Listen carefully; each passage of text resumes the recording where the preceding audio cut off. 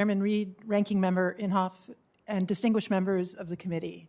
Thank you for the opportunity to appear before you today as you consider my nomination to serve as Assistant Secretary of Defense for International Security Affairs. I am grateful to President Biden, Secretary Austin, and Undersecretary Call for their trust in my ability to serve in this role. It is a privilege to appear on this panel with colleagues who have also been nominated for Assistant Secretary roles. If confirmed, it would be my honor to work alongside them and ensure coordination between the regional and functional policy offices within the department. I would like to take a moment to thank my dad, who served in the U.S. Navy and is a retired Chicago police officer, and my mom, who immigrated to the United States as a little girl from Europe after World War II.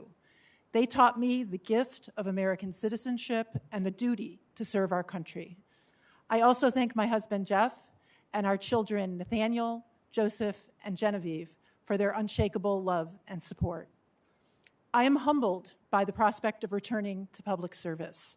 I served at the Pentagon as Deputy Assistant Secretary of Defense for Russia, Ukraine, and Eurasia from 2009 to 2012, and then on the National Security Council staff as the Senior Director for Russia and Central Asia from 2013 to 2017. These roles equipped me with the skills to manage critical defense relationships, navigate the interagency policy formation process, and develop national security policy in response to complex geopolitical contexts. I have dedicated my career to both studying and working policy on European and Eurasian security, with a focus on Russian foreign, military, and security affairs. If confirmed, I would work to utilize my scholarly and government experiences in the service of U.S. national security. The Assistant Secretary of Defense for International Security Affairs covers a broad portfolio that includes well over 100 countries. ISA develops security policy and manages defense and military relations. It stewards department resources to develop military capabilities, support security cooperation programs, conduct foreign military sales, and perform other key activities in those regions. I would be honored to lead the talented professionals supporting this vast portfolio should I be confirmed. The regional portfolio presents some of the most difficult defense challenges facing the United States. I appreciate that members of this committee are closely tracking Russian threats against Ukraine. As a private citizen, I have been deeply concerned about Russian military concentrations.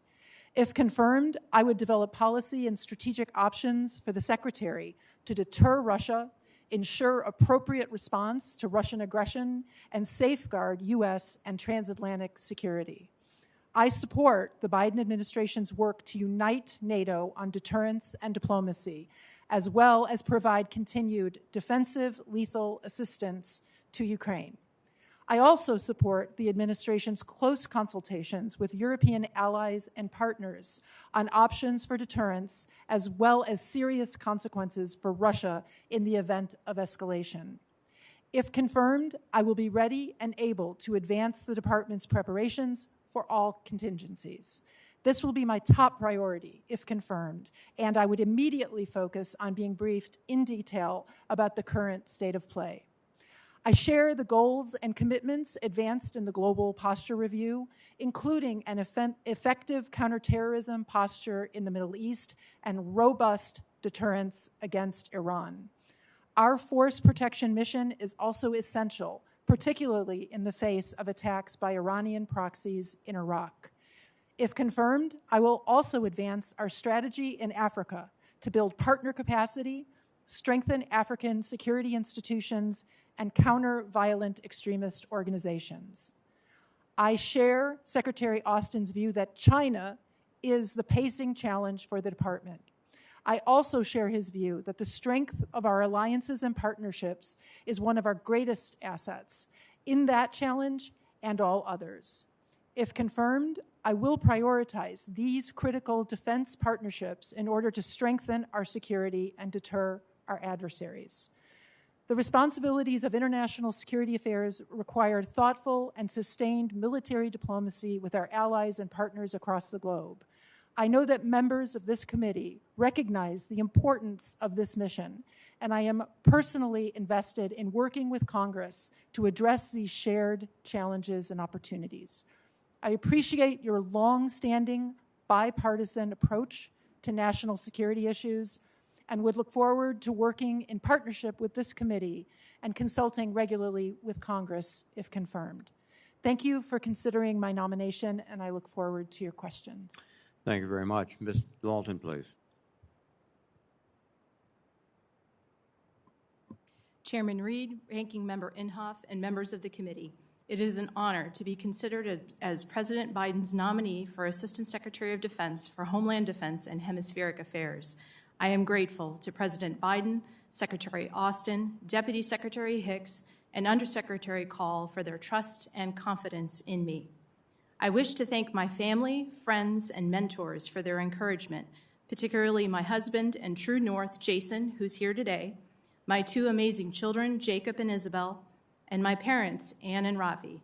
My father chose to make this country his own as an immigrant from India. He and my mother imbued within me a deep respect for the foundational values of our great nation. I come from a family committed to public service and have been drawn to it since I was 22 years old.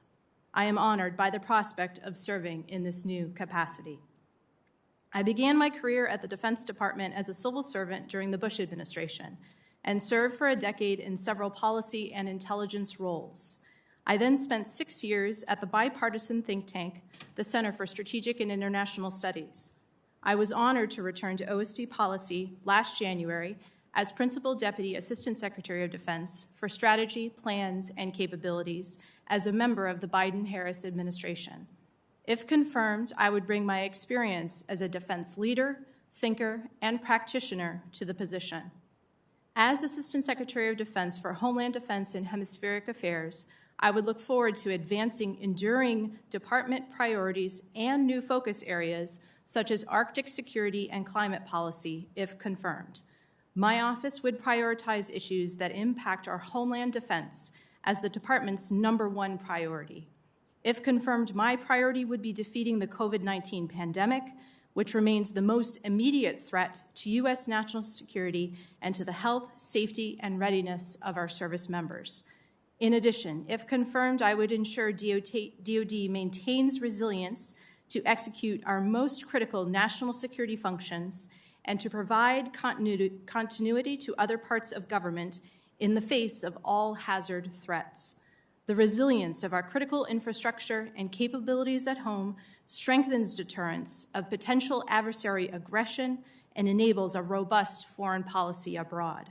If confirmed, I would ensure DoD's unparalleled and flexible capacity is leveraged effectively and appropriately in support of federal, state, and local leadership, law enforcement, public health, and emergency management.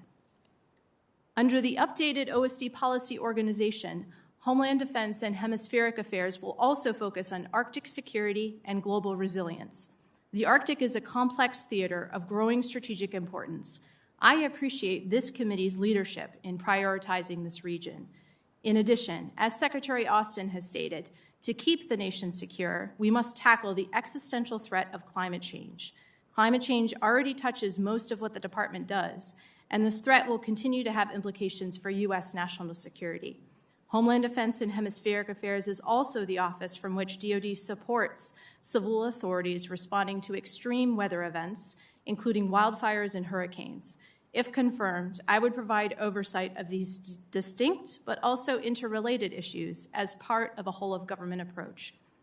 If confirmed, my office would unite policymaking on both sides of the southwest border, bringing our defense relationships with Central and South American neighbors under the same policy oversight umbrella as our support to the Department of Homeland Security and local partners on the border. This organization will help us make better and more holistic policy across these issues to address the drivers of migration and effects in the homeland as part of a whole-of-government and whole-of-society approach. More broadly, if confirmed, I would seek to forge even deeper bonds with our Western Hemisphere neighbors based on principles of mutual respect and equality and a commitment to economic prosperity, security, human rights, and dignity. On the many issues in this portfolio, DoD plays a critical supporting role to other departments and agencies. If confirmed, I am committed to making sure that DoD supports civil authorities to the best of our ability without compromising DoD's core missions and warfighting readiness. I would also focus on building relationships and trust across government and reinforcing the strong tradition of healthy civil-military relations in the department and in our democracy to do this job as effectively as possible if confirmed. I have deep appreciation for this committee and its role in the formation and oversight of our national security policy. If confirmed, I commit to consulting with you regularly to advance our nation's priorities in an active, bipartisan, and cooperative spirit together. Thank you for your consideration. I look forward to your questions. Thank you very much. Dr. Plum, please. Thank you, Senator. Chairman Reed, Ranking Member Inhofe, members of the committee, thank you.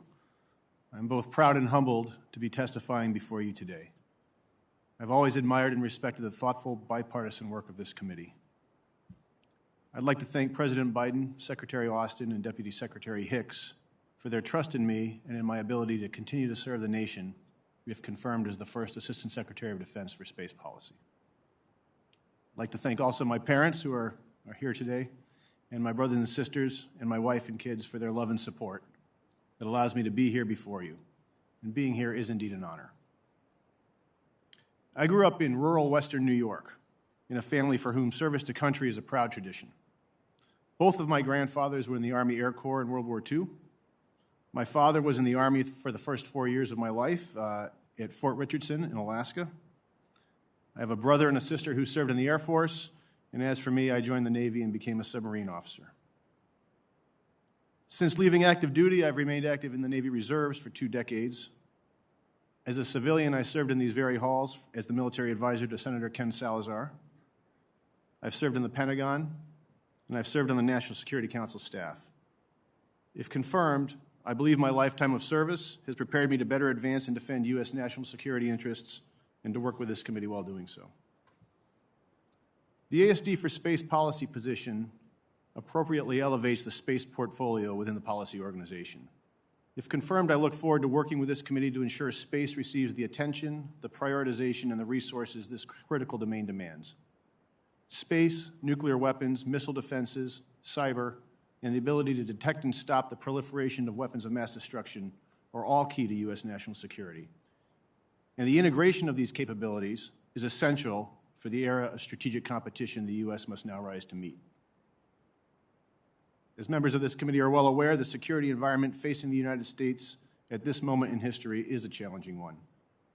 Secretary Austin has articulated that China is the pacing challenge to the department, and China's behavior with its own strategic capabilities is a matter of grave concern. From its kinetic anti-satellite weapon test in 2007 that created a persistent debris cloud, to the uncontrolled re-entry of a rocket stage last May, China has yet to demonstrate that it is a responsible spacefaring nation. In the cyber domain, the growing pace and scale of cyber attacks from China far exceeds the bounds of traditional statecraft. The commander of U.S. Strategic Command has expressed concern that China's nuclear forces are in the midst of a strategic breakout. Reports of a hypersonic glide vehicle test in August via fractional orbit bombardment system, if true, are deeply troubling. And maybe most troublesome of all is China's near total lack of transparency regarding its strategic capabilities and its demonstrated unwillingness to discuss them.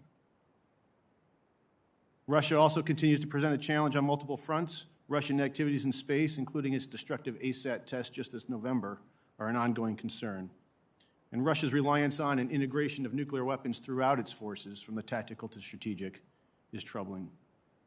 Russian cyber activity includes state tolerance of cyber criminals and state-sponsored weaponization of social media.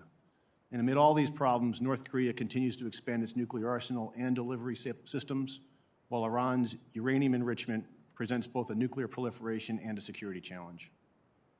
I understand the department is diligently working to strengthen our deterrence posture, modernizing our nuclear deterrent, modernizing our infrastructure, improving our cyber defenses and capabilities, and working to protect and defend our interests not just on Earth but in space. If confirmed, I will work to continue these efforts while seeking to incorporate our allies as fully as possible.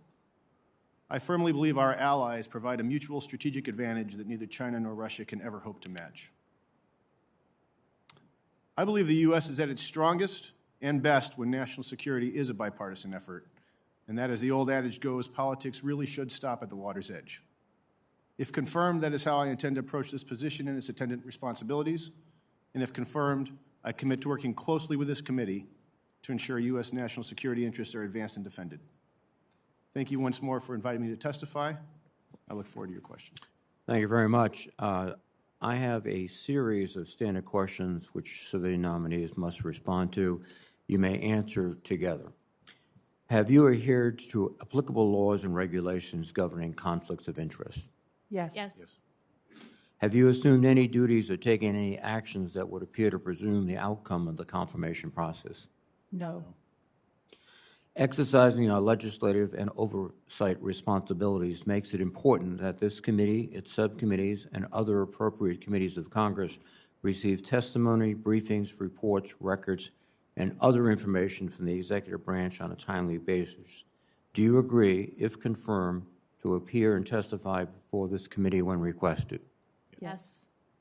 Do you agree to provide records, documents, and electronic communications in a timely manner when requested by this committee, its subcommittees, or other appropriate committees of Congress, and to consult with the requester regarding the basis for any good faith delay or denial in providing such records? Yes. Yes. Will you ensure that your staff complies with deadlines established by this committee for the production of reports, records, and other information, including timely responding to hearing questions for the record? Yes. Will you cooperate in providing witnesses and briefers in response to congressional requests? Yes. Yes. Will those witnesses and briefers be protected from reprisal for their testimony or briefings? Yes. Thank you very much. Ms. Dalton, it was just announced this morning that the President and Secretary Austin have directed the deployment of approximately 1,000 military medical personnel to several states, including the state of Rhode Island, to provide support with the Omicron variant proliferation. One of your responsibilities, as you've indicated, is to coordinate the support such as this to states, to localities, to Northern Command, et cetera. Are you concerned about the strain that the Defense Support to Civil Authorities is placing on our active forces and also our National Guard? Senator, thank you for the question. This terrible pandemic, unfortunately, has taken countless lives over the last 2 years, and it is the most immediate threat to the United States and Americans.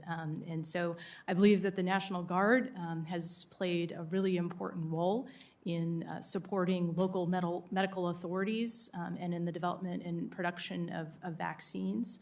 If confirmed, I would look forward to building upon these efforts to support civil authorities as appropriate. But as you indicated, Senator, an important element of determining the appropriate use of the DISCA authority is looking towards warfighting readiness. And the Secretary has made clear that the number one pacing challenge for the department is China. So I would look forward to applying that framework if confirmed. Thank you very much. Dr. Warlander, you are being nominated for a very critical position at the moment because of the situation on the Ukrainian border. But you were, I believe, in the White House on the National Security Council in 2014 when Russia moved into the Crimea and the Donbass. Can you reflect about how those experiences will shape or help your response and your analysis of these issues? Senator, thank you for your focus on this critical issue for American and allied national security at this time.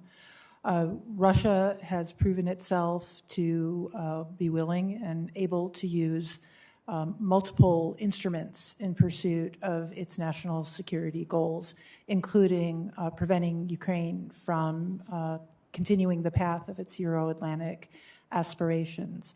I believe that the lessons of 2014 were that the United States needs to be first and foremost unified with our allies and partners, not only in Europe, but globally, in order to provoke a unified front to the Kremlin and make them understand that they cannot divide us.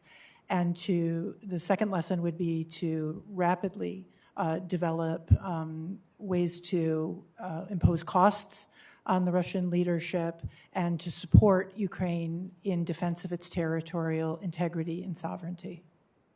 Thank you. Dr. Plum, the office you're nominated to lead is nearly identical to the Office of Global Strategic Affairs, which was abolished in 2014, except that the Office of Nuclear and Missile Defense Policy has now been abolished, with the Nuclear Policy Mission being merged into an Office of Countering Weapons of Mass Destruction, now renamed Nuclear, Chemical, and Biological Policy. If confirmed, and given our circumstances, Russia and China, can you use this new arrangement to maintain our critical strategic deterrence policy? And in that response, why did we need such a reorganization?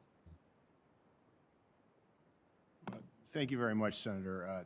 Just from the top, let me just say our nuclear deterrence mission is absolutely critical. Secretary Austin has called it the Department of Defense's #1 priority. I fully agree with that assessment. And if confirmed, I will work to ensure that our nuclear deterrent is safe, strong, effective, and credible.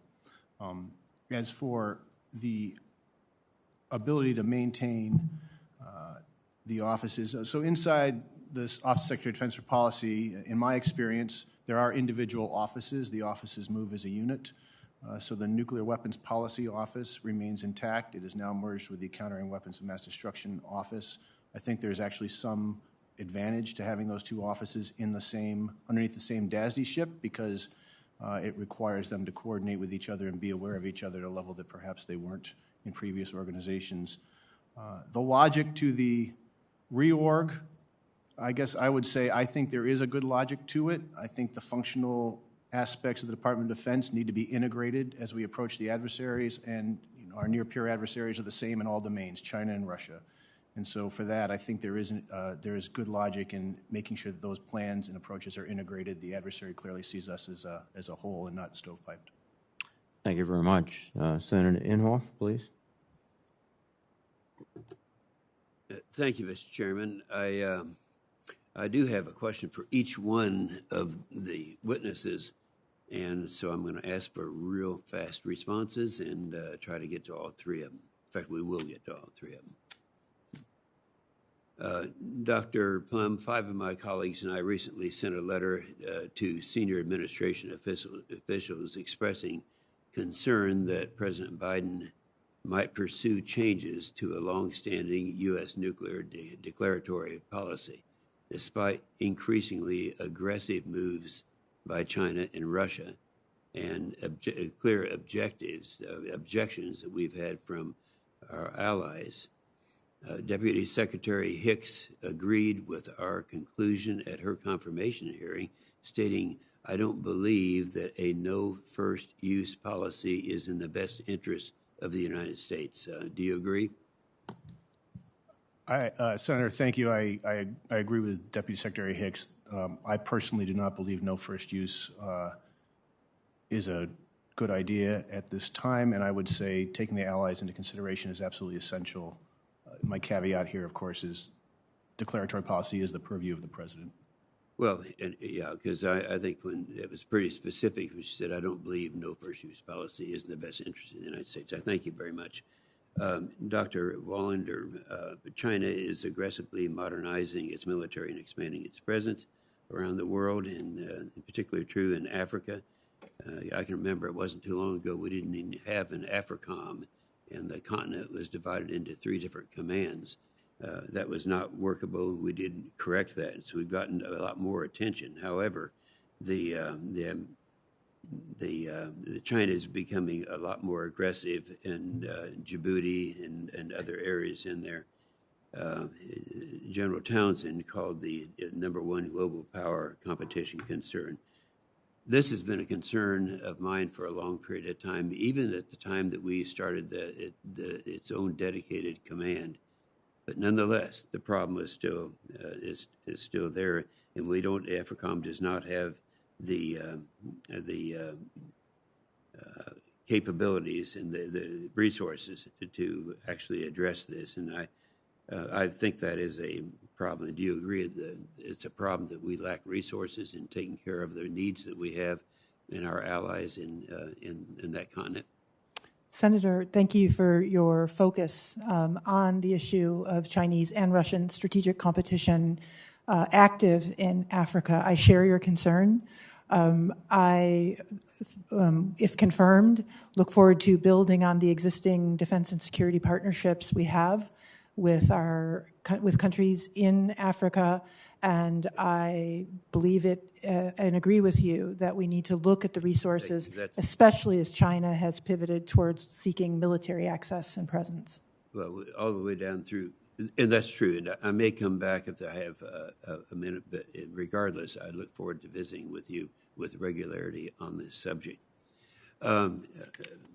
Ms. Dalton, the year 2021 witnessed the surge in illegal southwest border crossings, and the Border Patrol recorded 174,000 encounters with illegal immigrants in November. It was a record for that month. President Biden and his spokesperson have both referred to this as a crisis, and I believe that I agree that it is a crisis. I'd like to ask if you agree that it is a crisis that we're facing right now on our southwest border. Senator, thank you for highlighting this challenge, and I agree with you that it is a serious situation on the southwest border, and if confirmed, I would look forward to working as part of an interagency effort, both in the Homeland context, working closely with the Department of Homeland Security and the Department of Justice to address the challenge, and then also working very closely with our Central and South American partners upstream to address some of the drivers of migration. I think. So yep. That's fine. So you agree it is a crisis? Yes, sir. Thank you very much. Thank you, Mr. Chairman. Thank you, Senator Inhofe. Let me begin by congratulating each of our nominees and thanking you for your willingness to serve. I would like to begin with you, Dr. Plum. I chair the Commerce, Justice, and Science Appropriations Subcommittee, and I've supported the effort to transition the civil space situational awareness from the Space Force's 30th Space Wing to the Department of Commerce. Unfortunately, I have to say the transition has been challenged by a lack of clarity on the cost of that mission. There has not been a willingness on the part of the agency to be forthcoming on the cost, and that puts us in a really difficult position with respect to how much money we need to try and appropriate for the Department of Commerce. So if confirmed, will you commit to working with me to improve the Department of Defense's transparency on this issue so that we can better make that transition and ensure that the funding is there that's going to be needed? Senator, thank you for that question. I think space traffic management is absolutely essential, and I do agree that it should be conducted by a civil agency and not Department of Defense, and I will commit to you to work to help discover the right amount of resources and training and opportunities needed to make that shift. It is a difficult shift, but I think it's needed. Thank you very much. Dr. Wallander, in your article, NATO's Enemies Within, you stated that NATO actually faces new vulnerabilities as we see some of its recent members that are drifting towards authoritarianism. Hungary is the one that comes most to mind. But that gives Russia more insights into what's happening at NATO at a very critical time. So can you talk about what your role might be and what the appropriate role of the Department of Defense ought to be as we look at what's happening with some of those countries in NATO? Senator, thank you for reading my article, and thank you for highlighting the importance of NATO as a military alliance, but a military alliance of democratic countries. The strength of NATO lies in the defense and military capabilities of its members, but also the quality of its democratic governance of its members. And it is in that regard, if confirmed, I would focus on, as the Defense Department does in its security and defense partnerships with allies and partners, issues of democratic governance, civilian control of the military, and the strong bond of NATO allies that is part of what keeps it strong and, as you note, limits the influence of Russian corrupt political and business relationships. And would you agree that right now, given Russia's threat to Ukraine, that that's particularly critical? It was disappointing to hear the readout from the meeting yesterday that Russia was suggesting that because we're not willing to give them a veto threat over who joins NATO, that that is going to, sounded like it encourages them to think about invading Ukraine. Senator, I very much share your concern at Russian threats and statements, and I think that we see the efforts of Russia to prevent another aspirant country, Ukraine, which seeks that democratic Euro-Atlantic future, and Russia leverages not just military capabilities, but political and economic influence to try to prevent that from happening. And if confirmed, I will focus on, again, not just defense relationships and capabilities, but the quality of the democratic transitions and governance. Thank you very much. This question is really both for you and for Ms. Dalton. As you know, the Syrian Democratic Forces have stated that they're not able to take long-term responsibility for ISIS detainees and for the camps that currently house so many of the families of those ISIS detainees. And the one in Syria, Al-Hol, comes most to mind, with 60,000 women and children who are family members of ISIS fighters, and most assessments of what's happening there suggest that that camp is a hotbed for radicalization of the family members who are there. So do you believe that addressing the plight of those detainees in Syria should be included in strategic planning processes as we're looking at how we continue to address potential threats from terrorism? Ms. Dalton, I'll ask you to respond first. Senator, thank you for highlighting this concern. It is an issue that I focused on in my prior affiliation with the Center for Strategic and International Studies. Certainly, in my present position, I do believe that we need to be looking at both the security and the humanitarian facets of this challenge set, and I'm sure that that is the approach that my colleagues working counterterrorism and humanitarian affairs in the department and the interagency are taking. Thank you. And do you agree with that, Dr. Wallander? Senator, I fully agree with what Ms. Dalton said. I agree it is a combined security challenge and humanitarian problem that we have to take seriously and work through a whole-of-government approach to resolve. Thank you. Hopefully we will see an ISIS detainee coordinator appointed, as this committee and the NDAA in 2020 requested. Thank you, Mr. Chairman. Thank you, Senator Sheen. Senator Wicker, please. Thank you very much. To our first witness, Doctor, how should we pronounce your last name? Senator, however you like, but Wallander. All right. Okay. Well, Dr. Wallander, you served in the administration as Assistant Secretary of Defense for Russia, Ukraine, and Eurasia Policy of 2009 to 2012. Very hot issue. And then you moved over as Senior Director for Russia and Central Asia from 2013 to 2017, which means you were right there when Russia invaded the sovereign nation of Ukraine.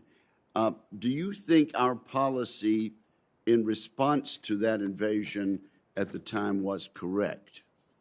Senator, thank you for highlighting this extremely important question, and I share your concern about this long track record of Russian aggression against its neighbors, including Ukraine. I believe that our response in 2014 was too slow and too incremental. And if confirmed, I would apply the lessons that I learned, and I believe others in the U.S. national security community learned, to better address Russia's ongoing and heightened aggression against its neighbors. I would go farther than you. You say it was too slow and too incremental. We really didn't provide them with any lethal weapons for quite a period of time. Is that correct? That is correct, Senator. And I noticed in answer to an earlier question, you talk about a unified approach with Europe and imposing costs. I do think I understand you to say that providing lethal weapons to Ukraine would also be part of your approach, your recommended approach to the president. Is that correct? Yes, Senator, that is correct. And let me ask you, I appreciate the question that the distinguished senator from Oklahoma asked about no first use. Do you think Russia would have invaded Ukraine in 2014 if they had retained their nuclear capability rather than giving it up after the breakdown of the breakup of the Soviet Union? Senator, I think a full answer to your question would depend on the trajectory of how Ukrainian security and defense forces maintain control and modernization of those forces. And I think we have to count concerns about proliferation in our assessment of that trajectory. But I believe that that was the correct course of action to support nonproliferation at the time. And the focus, if confirmed, of our security and defense cooperation that I would support would be Ukraine's conventional defense capabilities and the enablers it needs to be able to counter the enormous Russian threat. I think, Dr. Wallander, we all thought that at the time. President Zelensky, the overwhelmingly elected president of this sovereign nation of Ukraine, is in support of a cruise initiative that the Senate may vote on today, which would impose sanctions on Russian entities associated with the Nord Stream 2 pipeline. It is a fact that Vladimir Putin has amassed some 100,000 plus or minus Russian troops on the border of this sovereign Ukrainian nation. Is that correct? Senator, that's correct, and I would add... So they have taken a very aggressive action. And does it seem to you advisable to take the advice of the person who is in the hottest of hot seats, and that is the president of this sovereign nation, and say, let's go ahead and respond to this very aggressive action? Senator, I'm not fully aware of the proposal that you are referring to, but I agree that the United States needs multiple elements in its toolkit to include sanctions, to include continued and probably enhanced defensive lethal assistance to Ukraine, and to look at NATO posture in Eastern Europe in order to defend and deter against Russian aggression. Hope we can do that. Do you think adding 2 destroyers based in Rota to the 4 that we already have would also be an effective deterrent to Russia's aggressive ambitions? Senator, I am not briefed on intelligence assessments, but I will say from my understanding of publicly available information that the Russian presence and activities in the Black Sea, in particular, are of significant concern. And if confirmed, I would want to look at the U.S. naval presence and posture along the lines of what you suggest. If you could supplement that answer on the record, I would appreciate it. Thank you, Mr. Chair. Thank you very much, Senator Wicker. Senator Blumenthal, please. Thanks, Mr. Chairman. I join in thanking all of you for your service, your previous service, and your willingness to serve in the future. Ms. Wallander, I'd like to continue the conversation you were having with Senator Wicker. Have there been indications, so far as you're aware, in, let's say, the last week, of increasing mobilization at various points by the Russian military in possible preparation for an invasion? Senator, I'll repeat, as a private citizen, I don't have access to classified assessments. However, I have been tracking the public information available on the matters that you raise, and it is my understanding there are some signs of continuing Russian redeployment of forces from east in the country further west, and that is a matter of considerable concern, not just forces, but heavy armored forces. So there are some indications that this situation may be coming to a head. There is plenty of reason to assess, Senator, that it is certainly not de-escalating, and it may be escalating. Do you think that the United States has sent sufficient arms, particularly Javelin anti-armor weaponry, Stinger anti-aircraft weaponry? Do you think that we can make clearer not only our strong support for Ukraine, but also provide the very specific weaponry needed by Ukraine to defend itself? Senator, thank you for focusing on Ukraine's defense needs to counter the Russian aggression. And I would like to thank this committee and the Senate, actually in a bipartisan manner over many years, to support Ukraine's defensive capabilities, because Ukraine is in a much stronger position to be able to resist and fight against a Russian invasion should it happen. To answer your question specifically, I think those are the kinds of capabilities in this heightened threat environment that, if confirmed, I would want to look at in order to enable Ukraine to deal with this escalation of Russian capability that we have discussed. I assume that you'd want to do more than look at it, because time is not on our side here. I hope that you would urge as imminently as possible, in fact, even before your confirmation perhaps, that the United States take more aggressive and strong action to bolster Ukrainian defenses with radar systems, with the Javelin anti-armor missiles, with Stinger and other anti-aircraft missiles, and other capability that will show Vladimir Putin that we mean business, because in my view, that's the only sign that he will respect, other than strong economic sanctions. Senator, I agree with you. Those are core requirements that Ukraine needs in the face of the force that Russia has amassed. Let me ask you on a different topic, Ms. Wallander. The United States, in its withdrawal from Afghanistan, promised, in fact, the President himself promised, that we would not leave behind our at-risk Afghan allies who have stood by us over the 20 years of war and now have targets on their back. Many of them are in hiding. They are desperate, in dire straits, particularly during the approaching winter. Has the United States done enough to enable those at-risk Afghan allies to evacuate? Shouldn't we be doing more?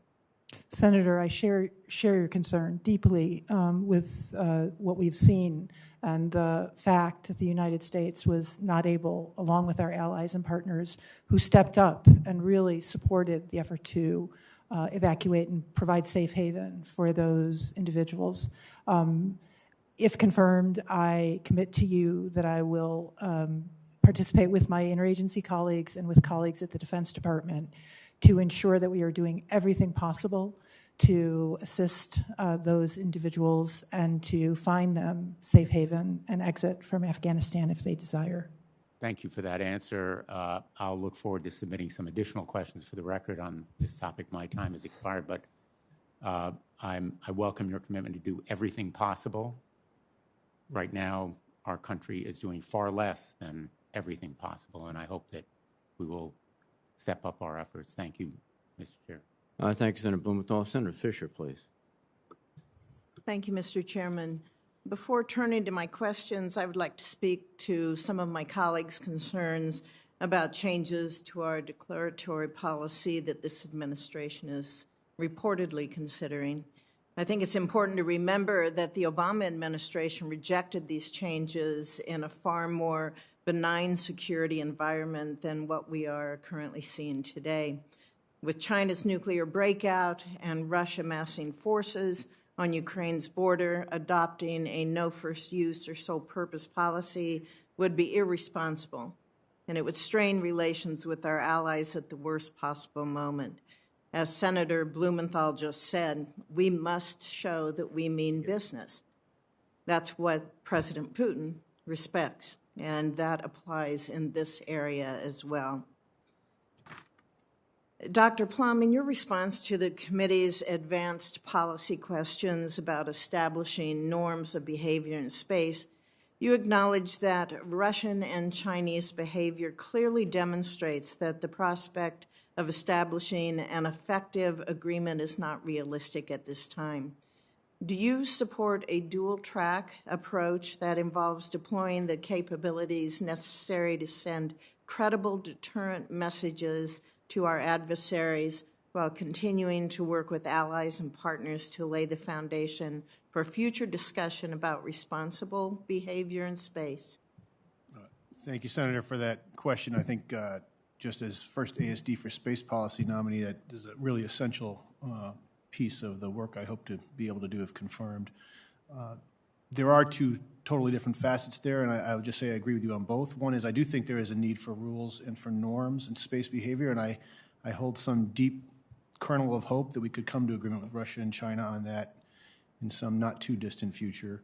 At the same time, nothing there would, in my mind, prevent us or preclude us from pursuing both offensive and defensive capabilities to ensure that we can defend our own assets and prevail in a conflict. Thank you. Also, can you talk about how you view the relationship between nuclear modernization and arms control? Sometimes you see these represented as competing priorities, and I view them instead as complementary, because without modernization, our forces will become obsolete and our adversaries will have no incentive to negotiate for any kind of reductions. So what is your view on that? Thanks again, Senator. As we discussed at our phone call, I am fully on board with modernizing the nuclear triad. I think it's absolutely essential that our nuclear deterrent, which is the bedrock of our deterrence, is safe, effective, and I would say credible. And I think modernization is part of that credibility. As far as the relationship with arms control is important. It is not. We don't do arms control to its own end. Arms control is to advance the national security of both or as many parties are involved in the talks. And I agree with your assessment that if you have nothing to trade, there is no incentive to be at the table. Thank you. Dr. Wallander, over the weekend, several reports suggested the administration was considering cutting U.S. presence in Europe as a bargaining chip in upcoming negotiations with Russia. And in response, the White House issued a statement explicitly rejecting this, stating, quote, "The administration is not weighing cuts to troops in Europe," end quote. I assume you agree with this and would recommend against cutting U.S. presence in Europe. Is that correct? Yes, Senator, I do agree and would so recommend if confirmed. Okay. Thank you. Thank you, Mr. Chairman. Thank you, Senator Fisher. Senator Hirono, please. Thank you, Mr. Chairman. I welcome the nominees. I ask the following two initial questions of all nominees before any of the committees on which I sit. So I'd like to ask you these two questions en masse. Since you became a legal adult, have you ever made unwanted requests for sexual favors or committed any verbal or physical harassment or assault of a sexual nature? No. No. Have you ever faced discipline or entered into a settlement related to this kind of conduct? No. I have a question for Dr. Wallander. Last year, the U.S., Australia, and the U.K. entered into an historic security alliance, the AUKUS, which includes plans to provide Australia with technology and support to build a nuclear-powered submarines within the next few decades. Additionally, this alliance will facilitate the sharing of many more technologies, including artificial intelligence, underwater systems, long-range strikes, cyber, and many others. These types of agreements lead to enhanced interoperability and deepen cooperation among allies in the region. From your perspective, how important are security alliances like AUKUS to U.S. national defense, and how will this alliance benefit U.S. security interests in the Indo-PACOM AOR? Senator, I admire and fully support the development of AUKUS as a multilateral alliance for coping with the challenge of China in the Indo-Pacific specifically. I would note that because the UK is one of the members of that alliance, it is a great example of how Europe can join with the United States and regional country Australia to cope with Indo-Pacific challenges, including China. And I hope it's the first, only the first instance of Europe taking seriously and contributing to coping with the China challenge. I agree with you that the cooperation or the inclusion of UK in this kind of a alliance that is much more a focus, I suppose, on China as a near-peer competitor to us is very significant, because we are all in this together, and it's not just what's going on in Europe and what Russia is doing with regard to Ukraine and whatever intentions Russia has. These two countries are definitely our near-peer competitors. Now, you will oversee security cooperation programs and defense strategies impacting many regions across the globe. Can you tell me how you would approach these tasks? Senator, thank you for focusing on this important question. If confirmed, I would focus first on building on already existing strong alliances and allied relations and partnerships, which I want to highlight, we enjoy not only in Europe, but in Eurasia, with countries such as Georgia, and in Africa and in the Middle East. So there is plenty of opportunity to build upon and expand as we cope with multiple challenges, not just Russia and China, but ongoing needs in the region, such as Iran, and countering violent extremism in many regions. Not to mention North Korea. So I do have a question for Ms. Dalton. In the last week, North Korea has tested 2 ballistic missiles off their east coast. If confirmed, a key part of your responsibilities will include developing policy and planning for Homeland Defense.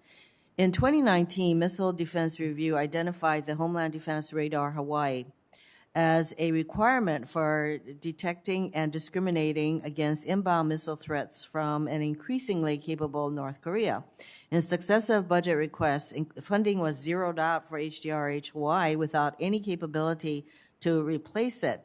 If confirmed, how will you support policy to ensure Hawaii is protected from missile threats from North Korea and elsewhere going forward? Senator, thank you for highlighting this concern.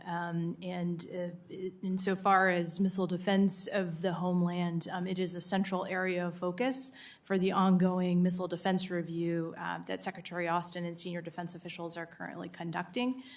If confirmed, I would look forward to implementing the findings of the MDR to ensure that the entirety of the U.S. Homeland and its territories are protected from threats such as from North Korea. Mr. Chairman, if I may, it is a continuing concern that the administration zeroes out Homeland Defense Hawaii without any alternative. I am totally open to any other ways that Hawaii can be protected, and until then, you will know that I will continue to push for HDRH. Thank you, Mr. Chairman. Thank you, Senator Rono. Senator Cotton, please. Ms. Wallander, you testified that you think President Obama's administration made mistakes in 2014 with the invasion of Crimea and its annexation. You also say in both your opening statement and in question 97 of the advanced questions for the record that you support the continued provision of defensive weapon systems to Ukraine. By that, do you mean to rule out the possibility of providing Ukraine with offensive weapon systems? Senator, thank you. That is a very good question, because defense assistance needs to be properly focused on the requirements of the partner or ally. I am not read into classified assessments about the balance of offensive and defensive capabilities that would be appropriate for Ukrainian defense needs. But I will say that I would not rule them out. I would want to, if confirmed, be fully briefed on Russia's capabilities and the threat it poses and Ukraine's requirements, and take a comprehensive look at what is necessary for Ukraine to be able to defend its territory and its sovereignty. Okay, so you don't want to rule out the potential for ever providing Ukraine offensive weapons. You just don't want to make a definitive statement on it until confirmed and read into the intelligence and the situation on the ground. I think it would be, Senator, irresponsible to speculate without having full access to the classified information and assessments. I understand and appreciate that. Would you consider air defense artillery systems, the kind of systems that could protect Ukraine against all those Russian helicopters that are on its border, to be offensive or defensive weapon?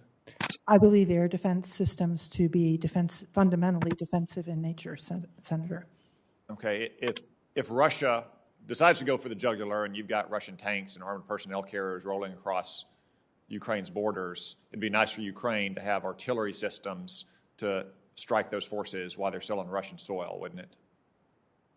Senator, I agree with you. Okay. Artillery, that kind of artillery you'd characterize as an offensive weapon, correct? Senator, I would. No, I'm not disagreeing with you. I think that what becomes important is how such capabilities are deployed. They can be deployed in a more defensive posture and a more offensive posture, which is always one of the challenges. I need not offer this to you, given your public service and experience. So it could go either way, depending on the posture and the operational utilization. So in 2014, we did not provide any kind of lethal aid to Ukraine. It was reported at the time and since then that President Obama thought it would be too provocative, that he even said that we're not going to risk a nuclear war or World War III over Ukraine. In retrospect, do you think one of the specific mistakes made in 2014 was not providing systems like Javelin anti-tank weapons to Ukraine? Senator, I believe that one of the lessons I learned is that it would have been appropriate and necessary to provide Ukraine with what it needed to defend its territory, including the weapons you suggest. Because the last administration provided Ukraine with javelins, and we didn't have World War III or nuclear war yet. Senator, you are correct. Okay. Mr. Plum, I have a question for you about potential negotiations with Russia. There have been some reports about the prospect of trading away the Aegis Ashore system in Romania, either removing it or reducing its presence as a bargaining chip with Russia. Some arguments that those systems could destabilize more than stabilize. Would you support removing or reducing the Aegis Ashore system in Romania? Thanks for that question, Senator. I am unaware of that particular line of concern. I was actually instrumental in the Obama administration in establishing Aegis Ashore in Romania, and I guess I'd say I'd be very hesitant to try to use it as a bargaining chip without understanding the full security context. I understand. Not exactly in the space policy domain, but it's complementary of a lot of those efforts. Thank you. Ms. Dalton, you'll have responsibility in part for our southwest border. Do you think it's a greater danger to the American people's prosperity and security that there are 100,000 Russians on Ukraine's border, or 2 million illegal migrants having crossed our southwestern border in the last year? Senator, thank you for highlighting both of these challenges and the scope of the security environment that we find ourselves in at present. If confirmed, I would look forward to addressing the challenges specifically on the southwest border, working very closely with the Department of Homeland Security and other interagency counterparts and local authorities. As discussing with Senator Inhofe earlier, I do believe it's a serious challenge. Okay, thank you. Well, I hope you get some bright ideas for how to solve that problem, since it seems like most other parts of the administration so far have failed in that challenge. Thank you all. Thank you, Senator Cotton. Now, via WebEx, let me recognize Senator Gillibrand. Thank you, Mr. Chairman. Ms. Dalton, the recent Log4j, SolarWinds, and Treasury Department hacks show how challenging cyber intrusions can be on our national security, and we'll continue to see these threats continue and elevate into 2022. The office you're nominated for has in the past overseen the Defense Critical Infrastructure Program, DCIP. Do you think DCIP is up to date in its ability to provide solutions in the event of cyber or technological harm done to our critical infrastructure? Further, do you see ways where DCIP can improve its work with the private sector and civilian institutions?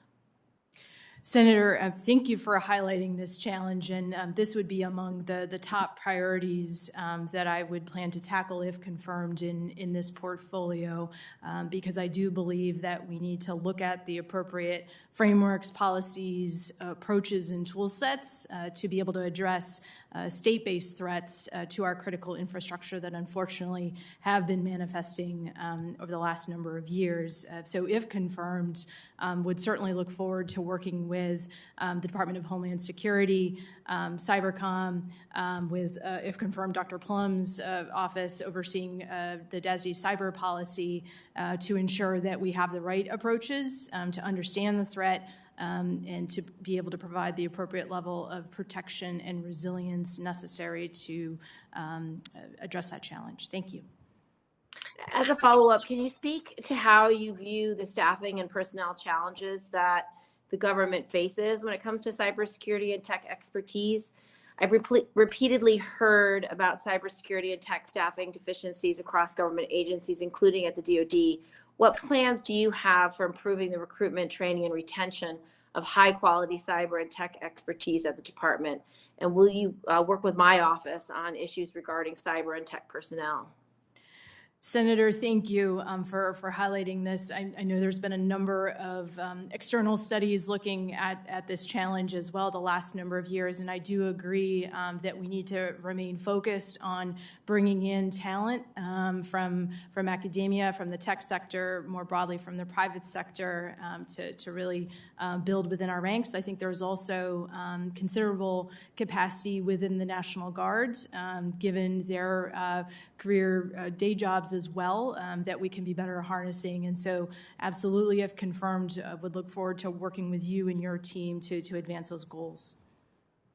Mr. Plum, as ASD for space policy, part of your duties will include coordinating our space policy and other agencies. What is your strategy for coordinating with our other agencies like the State Department's Office of Space Affairs to ensure that we are maintaining our leadership and promoting our values in space? Thank you for that question, Senator. Absolutely think that promoting values in space, including norms and rules of behavior, and helping lead the international community towards that is important. State Department, in my view, and they should be the lead on these issues at the UN, DoD, and support, and I'd work closely with my state counterparts and across the interagency to coordinate that type of messaging and efforts.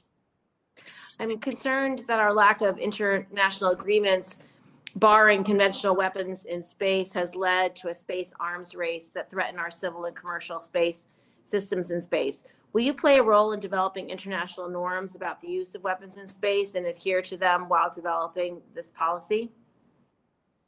Senator, thank you. I do agree that the need for norms and rules of behavior in space is absolutely essential.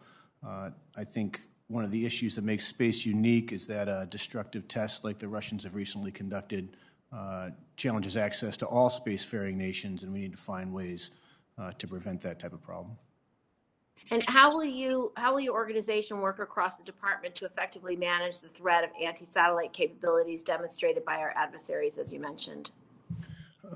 Senator, I think that anti-satellite capabilities, obviously on the tip of our minds right now based on the Russian test recently, absolutely essential to find a way through that. I think one of the best ways the department could pursue to nullify that type of behavior is a architecture that's resilient enough to withstand a blow to one or several satellites. And so I think being able to reconstitute quickly and having a resilient architecture makes the attractiveness of a target much less. And I think that's a really important place, and I don't think we're moving fast enough, and we need to get going.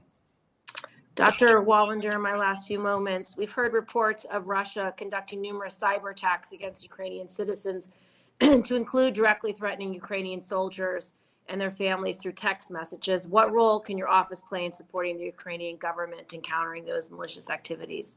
Senator, thank you for highlighting that Russian activities are not merely the apparent ones of conventional military force concentrations, but actually cover a spectrum of aggressive attacks and efforts to disable Ukrainian resistance and resilience itself.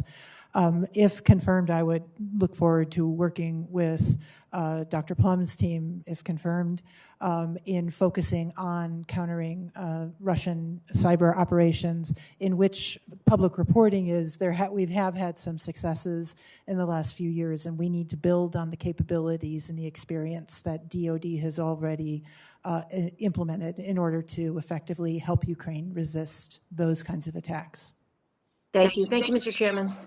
Thank you, Senator Gillibrand. Now, let me recognize via WebEx Senator Blackburn.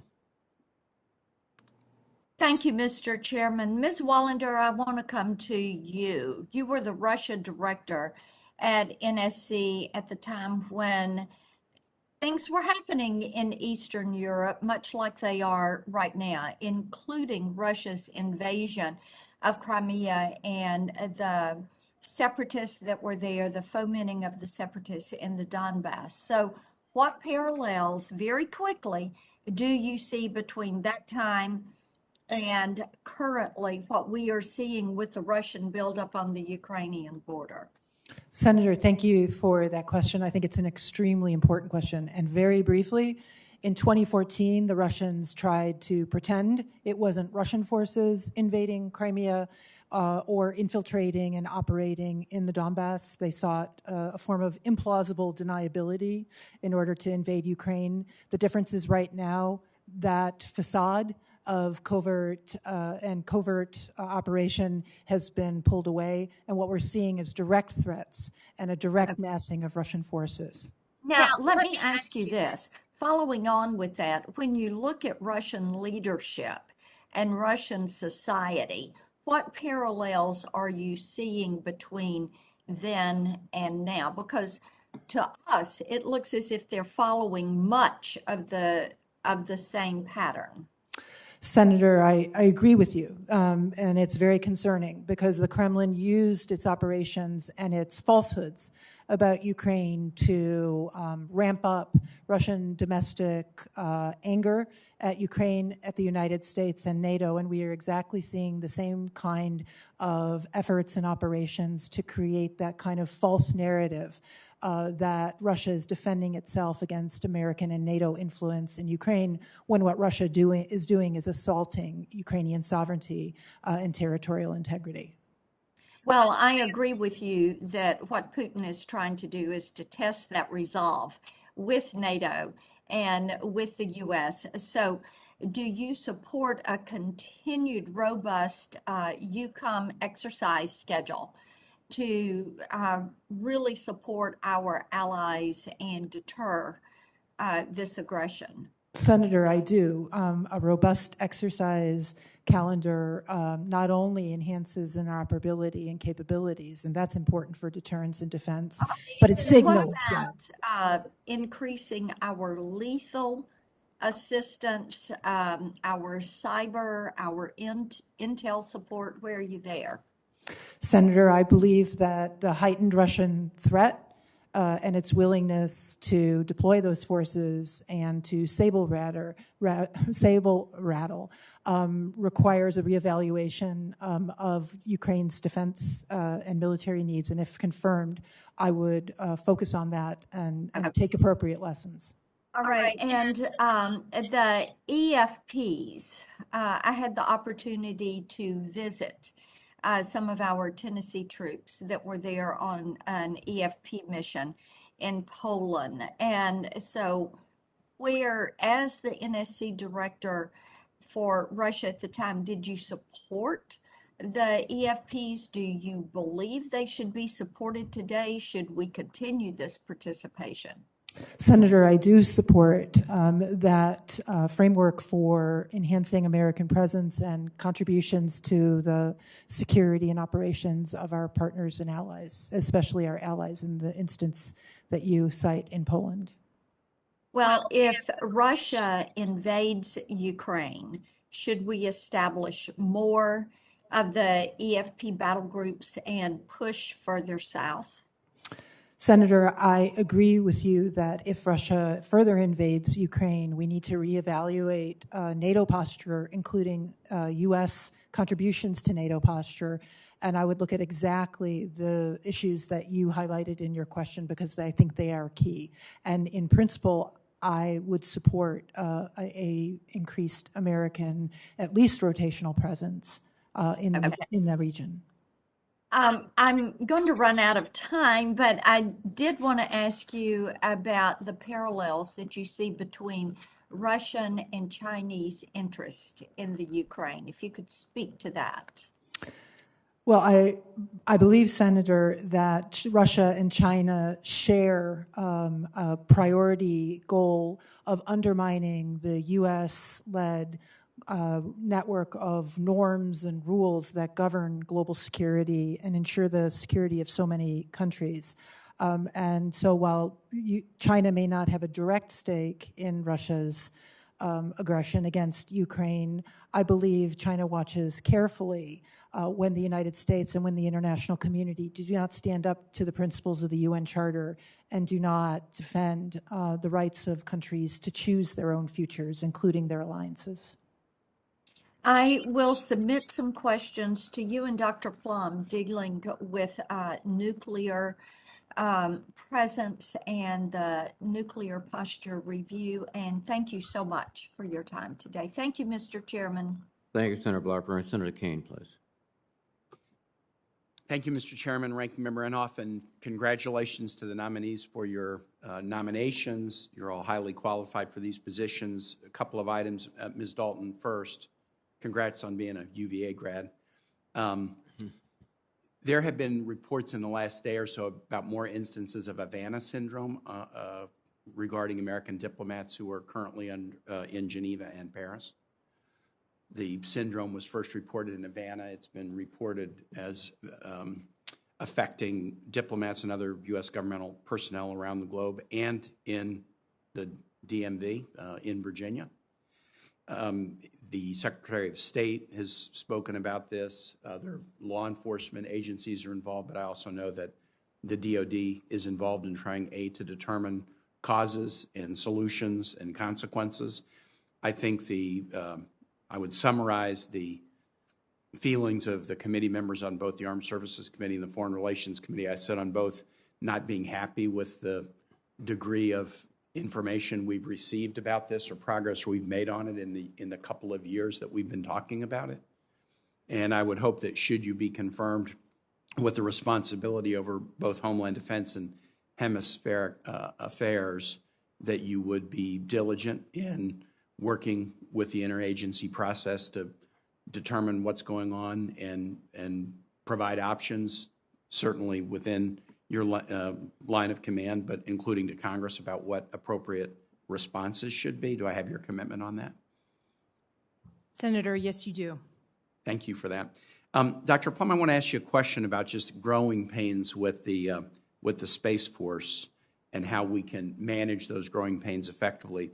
In 2016, this committee did a significant overhaul of much of the department's acquisition policies, and we structured new entities. There had been an Undersecretary of Defense for Acquisition, Technology and Logistics, ATL. But we instead created new undersecretaries for Research and Engineering, and then Acquisition and Sustainment. And that split of the responsibilities has led to some challenges, some lessons learned, some growing pains. I think the Pentagon and others have tried to work through those. But when you're making a structural change of that kind, growing pains are not unusual. The speed with which the Department established Space Force could likely lead to similar challenges should you be confirmed. How will you try to ensure that this important new component of our defense, especially as we see peers engaging in activity that is threatening, like the Russian anti-satellite test, how can you work to try to minimize growing pains and maximize the quick effectiveness of this new component of our military? Thank you, Senator, for that question, and I'll just commend the committee on its creation of Space Force. I think the time is appropriate for a separate service for space. Really, in the past several years, the importance and value of space has increased substantially, and the threat to our assets in space has also increased exponentially.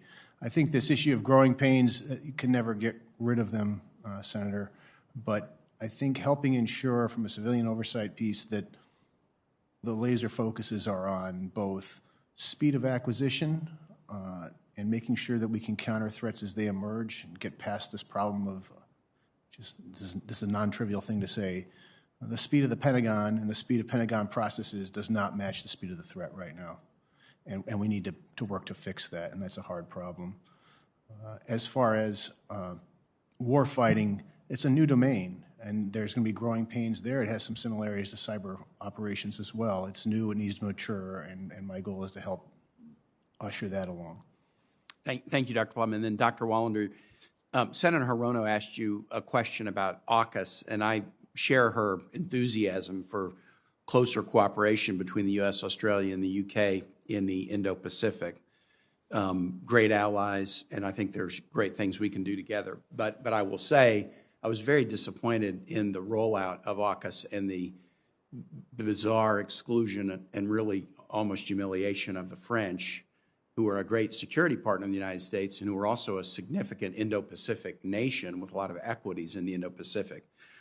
And you're not yet confirmed and not yet sort of in the family on this, but I will say I have made efforts to get to the bottom of why AUKUS was done in such a way that alienated an ally, and why couldn't it have been conceived in such a way that would have included an ally and thereby made it more effective. And I've yet to get a good answer from the administration about the breakdown that led to, in my view, taking a great achievement and sort of souring it right out of the gate. So I hope, should you be confirmed, you will, be mindful of the challenges that it created and look for opportunities to work together, not just with Australia and the UK, but to include France in efforts in the Indo-Pacific, because I think they have a lot of equity there and a lot of value to add. Senator, I share your concern, and you have my commitment that if confirmed, I will focus on all of our important allied relationships, especially that of France, because I agree with you about the value of that extraordinary alliance. Thank you very much. Thank you, Mr. Chair. Thank you, Senator Kane. Senator Hawley, please.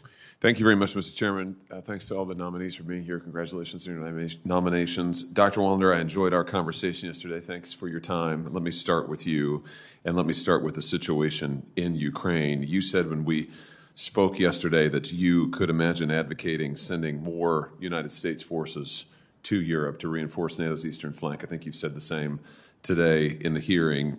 My question is, wouldn't this perpetuate a sense among Europeans that they don't have to invest in their own militaries but can rely on us in a time of exigency, as this may well soon be, in order to bail them out, for lack of a better word, in their security commitments? Senator, thank you for that question. With all of our focus on what the United States would do, sometimes we don't elevate enough what we expect and need our allies to do. And as part of a package of looking at American force posture and possible reinforcements to Europe, it would absolutely have to come totally integrated with European NATO member contributions in order to ensure we have the proper defense and deterrence capabilities. You can tell, I'm sure, from what we talked about yesterday and from my question this morning that I'm skeptical of sending additional United States troops to Europe for these reasons, but I appreciate your answer. Let me ask you about NATO a little bit more broadly. Given the challenges that we're facing globally, and most notably China's efforts to dominate Asia, do you think that this is the time when it's prudent or advisable for the U.S. to allow Ukraine to join NATO? Senator, I share your larger concern about the Chinese challenge and agree with you that we can't lose focus on that. And any nested decisions we have to make about European security has to be mindful to that.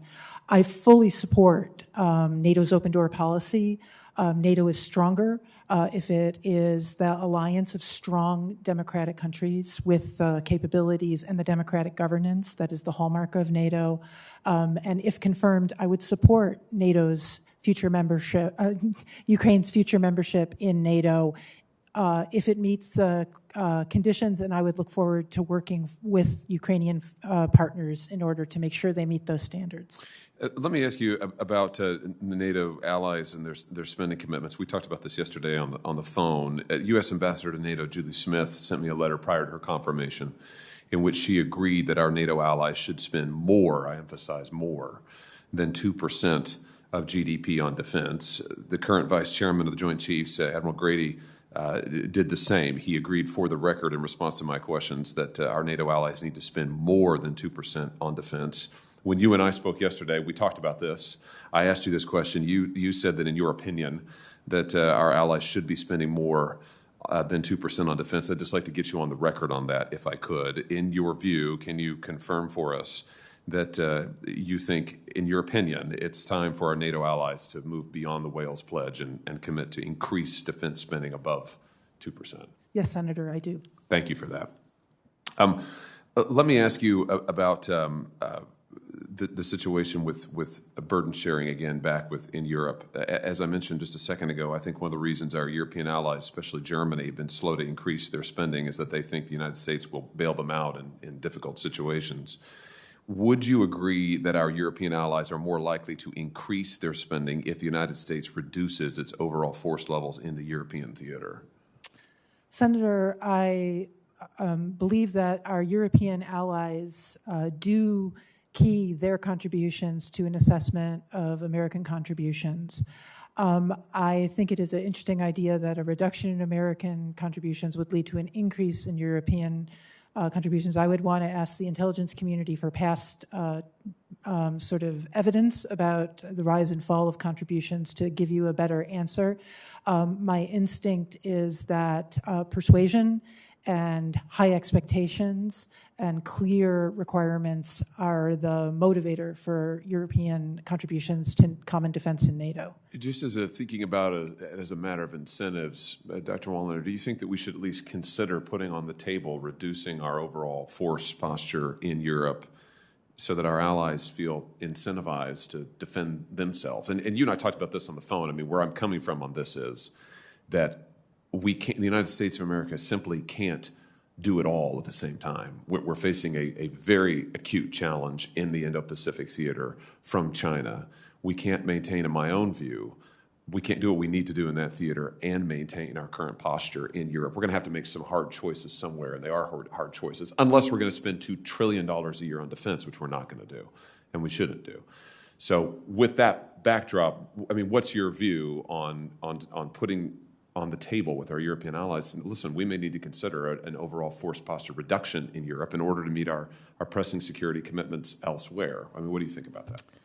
Senator, I believe that as we face a heightened threat from Russia, this would not be the moment to put a reduction in American commitment to NATO on the table.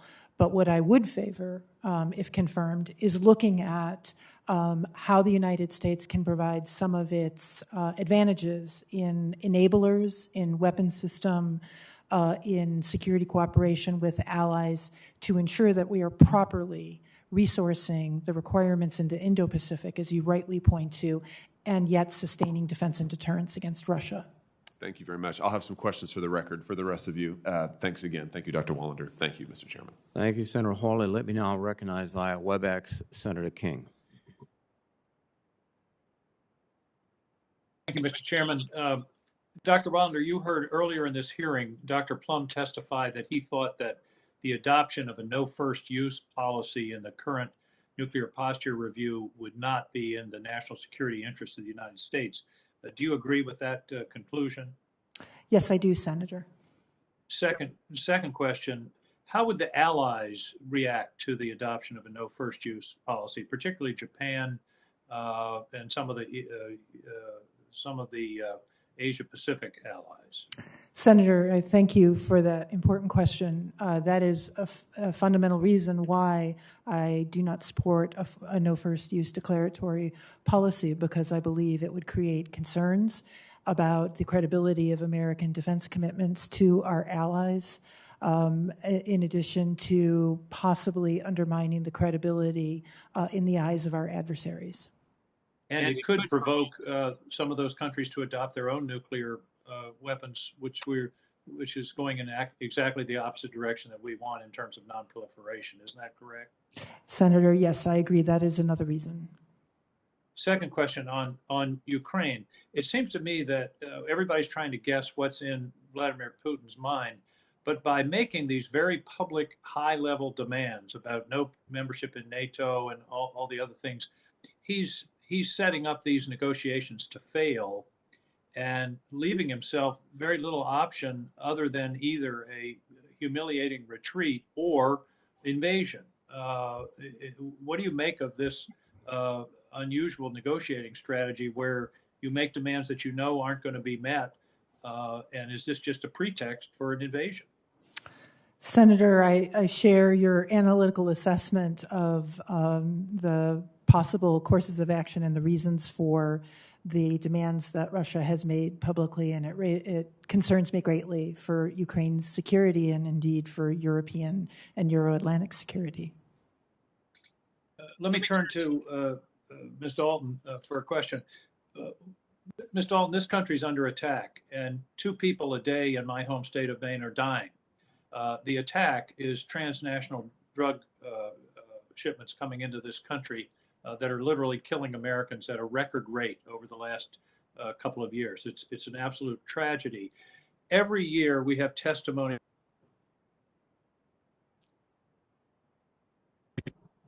We know of shipments coming by sea to North America from Latin America, but because of limitations on our capacity to react, we can only interdict 25% of the shipments we know about. And it strikes me that this is one of these things where it's falling in the cracks between the Coast Guard and the Navy. Would you commit to me to really taking a serious look at the allocation of resources so that we can do something about this, what I consider an outrageous failure of the United States government to interdict shipments of drugs into this country that we know about? Senator, thank you for highlighting this challenge, and it's why I think it was really important that President Biden's interim national security strategic guidance highlighted the threat of transnational criminal organizations, both to U.S. national security interests as well as to allies and partners in our greater hemispheric region. Which is why, if confirmed, I would look forward to working closely with the Department of Homeland Security, Department of Justice, and other interagency counterparts to address this challenge. I do believe that it is primarily a law enforcement function to address this challenge, but do believe there's an important role for the Department of Defense to play in support. If these were invaders headed for our borders to kill people, we wouldn't view it as a law enforcement function. We view it as an invasion, as an attack, and people are dying as a result of this. So I hope you rethink. You mentioned law enforcement. Somewhere we got to find the ships to stop these shipments, and to say it's law enforcement and the Coast Guard doesn't have enough ships, that's not a satisfactory answer. as long as I keep having this testimony that we're only able to interdict 25% of the shipments that we know about, I'm not going to be satisfied. And I hope you'll rethink your answer, and there'll be an interagency discussion about an adequate response to this. Dr. Plum, just in a few seconds left, I'm very worried that we're behind the curve on hypersonics. We're way behind the curve on hypersonics.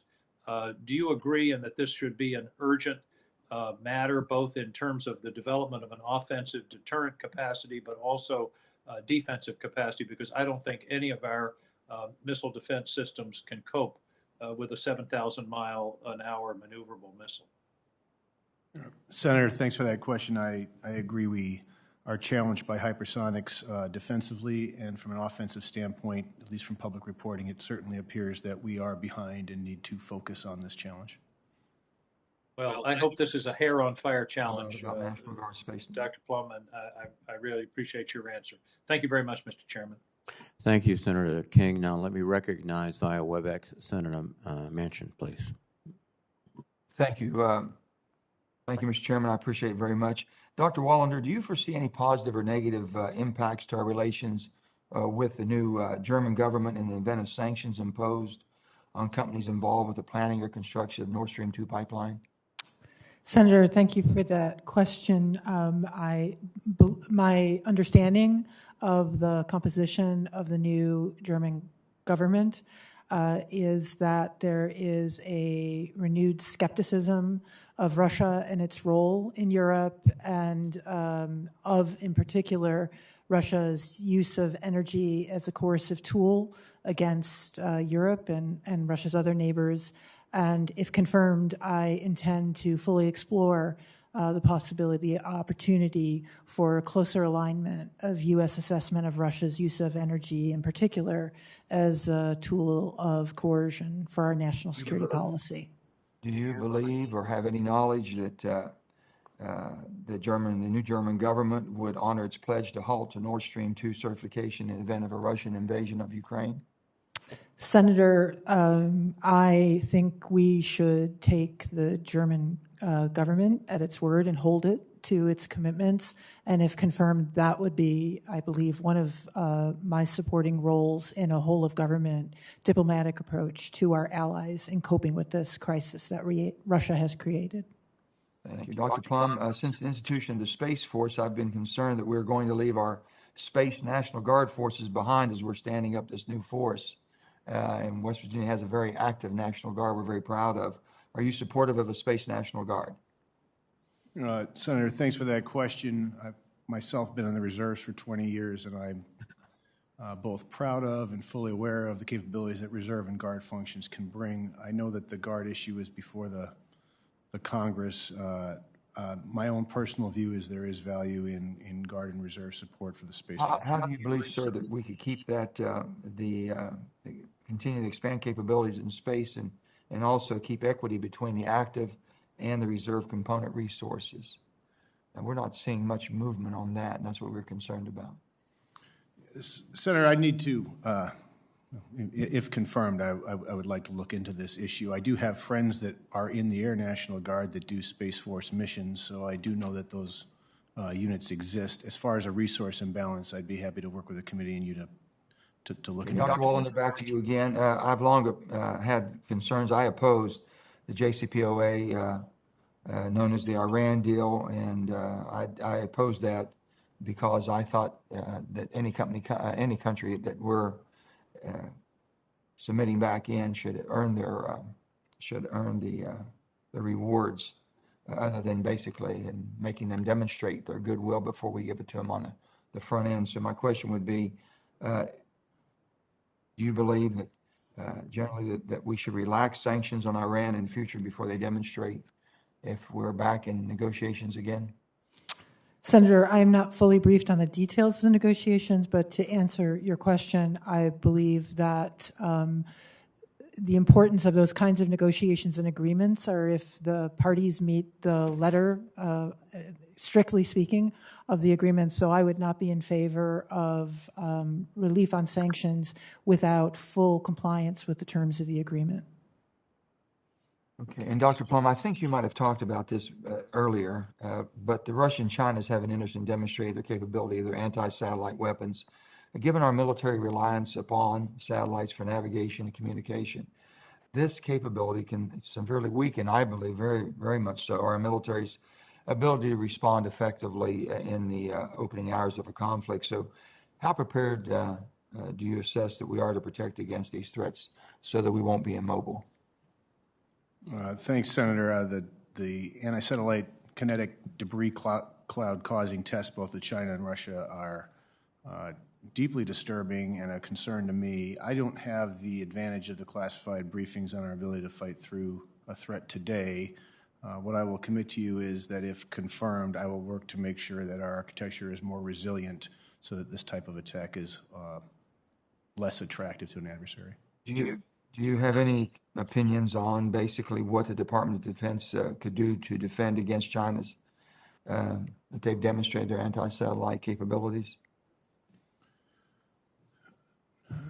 Senator, there's a number of possibilities. Obviously, one possibility that I fully agree with Deputy Secretary of Defense Hicks said at the first National Space Council meeting for the Biden administration that the Department of Defense is in favor of banning kinetic anti-satellite tests by all nations. So I think that would help. I also think making sure that we have constellations that are resilient so we're not entirely dependent on one particular asset would also be helpful. And I imagine there are any number of other operations at classified levels that I'd be happy to discuss with you if confirmed. Thank you. Thank you, Mr. Chairman. Appreciate it. And thank all of you. Appreciate your service to our country.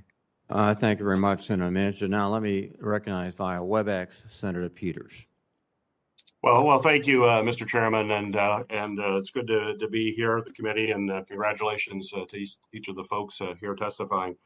Dr. Wallander, you are assuming this position in the midst of an incredibly tense situation in Eastern Europe, and I'd kind of like to get your sense on how you believe our European allies will respond to any kinetic actions by Russia. You know, certainly Europe is in the midst of a cold winter, and reliance on Russian energy resources makes some European nations vulnerable to Putin's aggression. So my question for you is, what role will access to Russian energy play in determinations by key European allies, such as Germany, France, and Italy, and others, on whether or not to directly or to vigorously defend Ukrainian sovereignty?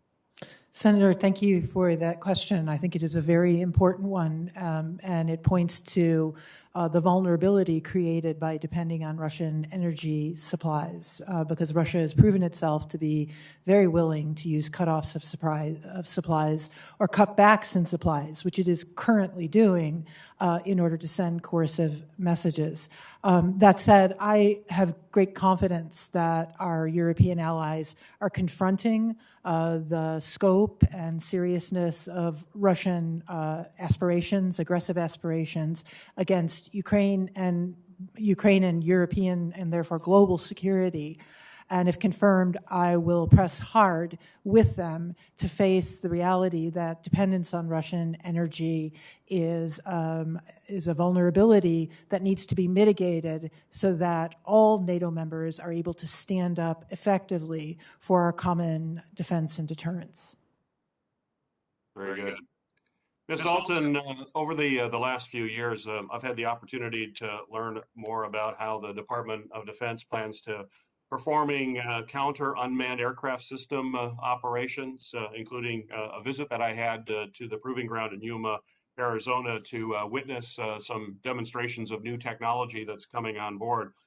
This is an area of great concern to me as chairman of Homeland Security Committee and working with the Department of Homeland Security and other assets such as Border Patrol, the Coast Guard, and other parts of Homeland Security that is facing this threat and would need to work, in my mind, in a cooperative way with the Department of Defense to fully utilize the technologies and protect us here at home. My question to you is, how can the Department of Defense best position itself to assist federal partners such as the Department of Homeland Security to combat this very real UAS threat? Senator, thank you for your leadership on this important issue. I do believe that it is a growing challenge here in the homeland. And if confirmed, I do believe there's an opportunity for some best practices and information sharing because the department is frankly facing some of these similar challenges abroad from counter-UAS threats from both state and non-state actors. So I think an important opportunity to share lessons and best practices and tool sets, obviously a different context here at home. But I would look forward to working on that together.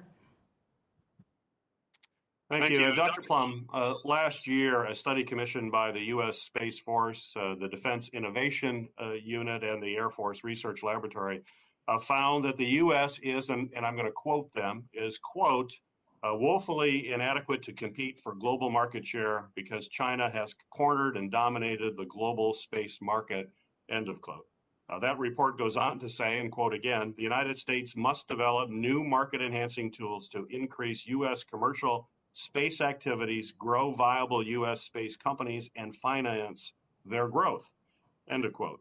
The Department of Defense would obviously play a vital role in developing these tools. And my question for you is, if confirmed, what tools would you advise the Secretary of Defense to create to promote a much more dynamic domestic space marketplace? Thank you, Senator, for that question. I think that the growth of the commercial sector for space in the United States is actually a driving economic engine for the U.S., and the Department of Defense should be part of ensuring that that continues. I do think the department has a problem where it comes to recognizing and then adopting into their programs innovative new technology from small businesses in particular. I'm aware of a few efforts underway inside the Space Force to fix that, and I look forward to the opportunity to try to enhance that and bring that along if confirmed. Well, we would hope, we'd look forward to working with you on that very important mission. Thank you, Mr. Chairman. Thank you, Senator Peters. Senator Tillis, please. Thank you, Mr. Chairman. Congratulations to all of you on your nominations. And I hope time provided I get to ask you all questions, but I have to start where we left off yesterday. Dr. Wallander, thank you so much for your time. I thought it was a very productive discussion. I intend to support all of your nominations, unless you mess up here, but I don't think that's going to happen. Dr. Wallander, I want to go back to Russia and the discussion that we had yesterday with their current posture and their focus on the Ukraine. I'm particularly interested with the negotiations, which to me seem that they've drawn an untenable position for us to move towards. But there's some discussion right now that maybe we should think about our activities, maybe our operations tempo in terms of work that we're doing with some of our NATO partners and allies in that area. Do you think that that's productive to say that we would actually potentially reduce the current levels of activity, or why should that be on the table as a discussion for negotiation? Senator, I share your concern about the messaging surrounding that reporting. I would highlight that were Russia to cease its dangerous, destabilizing, and problematic activities and exercises that, right now we're looking at the headlines, but this is a constant problem of Russian activities in the Black Sea, the Baltic region, and now the focus on Ukraine's borders. That would be a desirable end state. If a negotiation were focused on Russia coming back into compliance with its already existing commitments under the Conventional Forces in Europe agreement, that could be a positive for European security and Ukraine. But I share your concern that starting from now kind of seeds what Russia, the dangerous activities that Russia has already been engaged with, and I wouldn't support starting from that base. We also talked a little bit about Nord Stream. We're going to have a vote later today on sanctions. We have a couple of proposals here. One is sanctions would be imposed if Russia invade Ukraine. The other one is to go ahead and put them in place now. What are the merits of either of those two proposals or concerns that you would have with them? Senator, I first want to make clear that I fully support the availability of really serious sanctions in a toolkit for dealing with Russian coercive abilities. There are some people here that think they don't work. So, I mean, go ahead and continue with your answer with that. It's a complicated question. What do they work to achieve? And they don't always. I think skepticism is well merited, and we have to be modest in our understanding. And that's why I would emphasize sanctions as part of a toolkit. Sanctions also can be used to reduce Russian capabilities to be able to coerce and deploy coercive and aggressive threats against neighbors and allies. So I am not fully read into the various proposals and which the sequencing of them, but as a matter of policy, I support the judicious use of sanctions both for ongoing erosion of Russian capabilities and leverage and as a deterrent, element of an effective deterrent. And I'm not sure if you can answer this, but just based on public reports from experts, do you believe if Ukraine decided to, or if Russia decided to invade Ukraine, that their objectives would be swift and decisive? Senator, I have a long career of studying the Soviet and then the Russian military, and it is my assessment that the Ukrainians would fight admirably and well and be quite effective in imposing enormous costs on Russian military forces. But the signals we're hearing from the Kremlin suggest exactly what you point to, which is a potential for a decisive and swift military strike, and it's very concerning. Thank you. Dr. Plum, I'm going to submit some questions for the record, but in my capacity as ranking member on Personnel Subcommittee, I look forward to working on things that we can do to fill the gap. You're going to have, we have a resource problem in terms of being able to compete with the private sector on the best and brightest for cyber threats. So I look forward to working with everyone in DOD that's focused on the issue. And Ms. Dalton, I'm going to just submit a couple of questions for the record on particularly China and Latin America. I just got off of a conference call with business here that's trying to focus on rare earth mineral extraction, a number of other things. There's a disturbing trend in South America and Latin America with Chinese investment threatening, actually even making what are already fragile supply chains more fragile. But I'll submit those for the record. I look forward to supporting all of your nominations. Thank you, Mr. Chair. Thank you, Senator Tillis. Let me recognize Senator Rosen, please.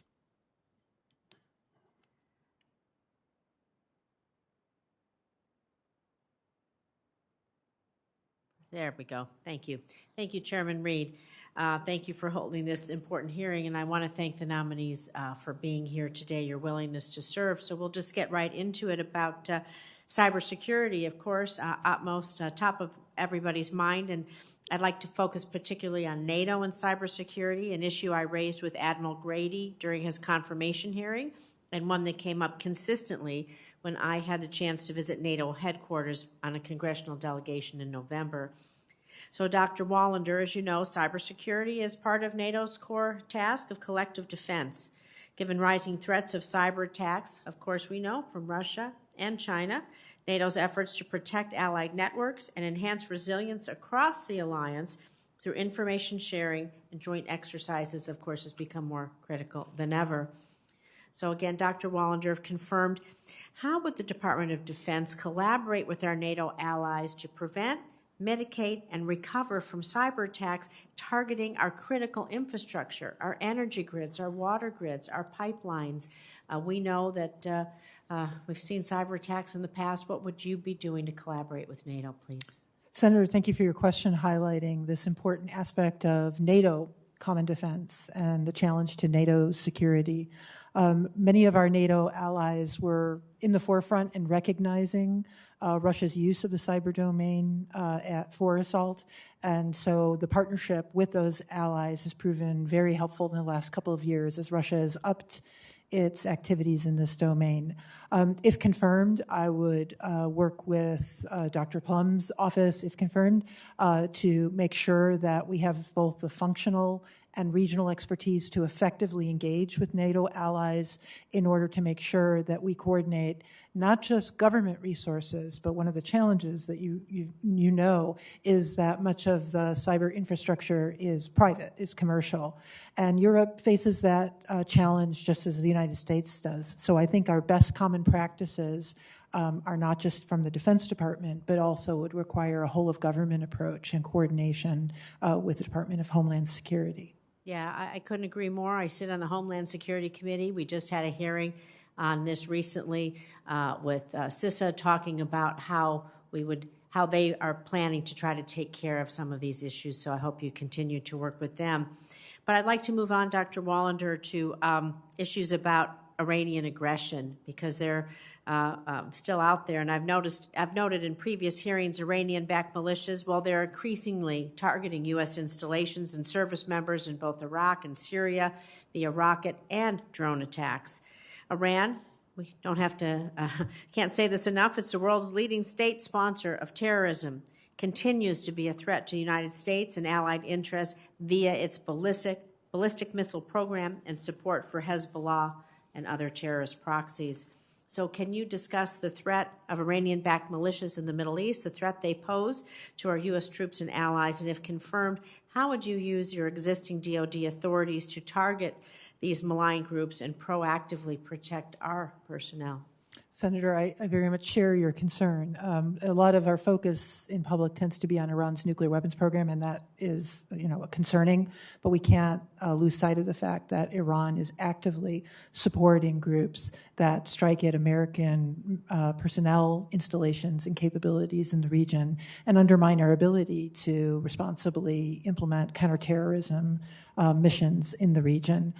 If confirmed, I will focus on the partner relations in the region to work with them to make sure that we are doing everything necessary to counter Iran's activities and to undermine them, but also to do an evaluation within DoD to make sure we are properly resourced and postured. And I would cooperate with some of the other offices, in particular those involved in special operations, the functional offices in the Department of Defense. Thank you. I'd like to move on to you, Ms. Dalton, about the DoD Cyber Strategy. I understand, if confirmed, you'll serve as the Chief Civilian Advisor to the Secretary of Defense on cybersecurity. And so given the large number of federal agencies responsible for protecting the homeland from cyber threats, what would you define as the Department of Defense appropriate role in addressing our nation's cybersecurity? And separately, if confirmed, how would you strengthen that interagency collaboration to ensure coordinated approaches going forward? Senator, thank you for highlighting the critical challenge of cybersecurity and the department's role. The department is the sector risk management agency for the Defense Industrial Base. And so if confirmed, I would look forward to stewarding of those authorities, those responsibilities in close coordination with the Department of Homeland Security, the intelligence community, U.S. Cyber Command, and other components to protect our critical infrastructure, our relationships with the private sector, our critical supply chains. All of these are unfortunately experiencing threats. And so ensuring we have the requisite protections and resilience going forward will be a priority of mine. Thank you. Thank you, Mr. Chair. Thank you, Senator Rosen. Senator Kelly, please. Thank you, Mr. Chairman, and thank you, everybody, for participating here today. Dr. Plum, I want to talk to you a little bit more about the anti-satellite missile tests that have been conducted by the Chinese and the Russians. The test in 2007, you were asked about it earlier. That kinetic kill vehicle put a debris field from about 100 miles, probably all the way up to a couple thousand miles. On one of my space shuttle flights, I had to maneuver out of the way of some of that debris, and that was well over a decade ago. And just this past November, the space station had to move out of the way of that debris field, and this is going to become a continuing, problem. Thousands, I think 2,000 pieces of debris. The Russians launched a test themselves, but I want to focus a little bit on the Chinese capability. So DoD had a report that detailed China's emerging counter space capabilities, including satellite jammers, directed energy weapons, and these ground-based anti-satellite missiles, like we saw in 2007 with the tests. So, what is your current assessment of China's emerging counter space capabilities, and if confirmed, how is your office going to address this emerging threat? Thank you for that question, Senator. And I will just say, I think you're spot on. The Chinese threat to our space assets is growing, and it's troubling, and it's in many different vectors. And I think being able to counter that, there's no one solution.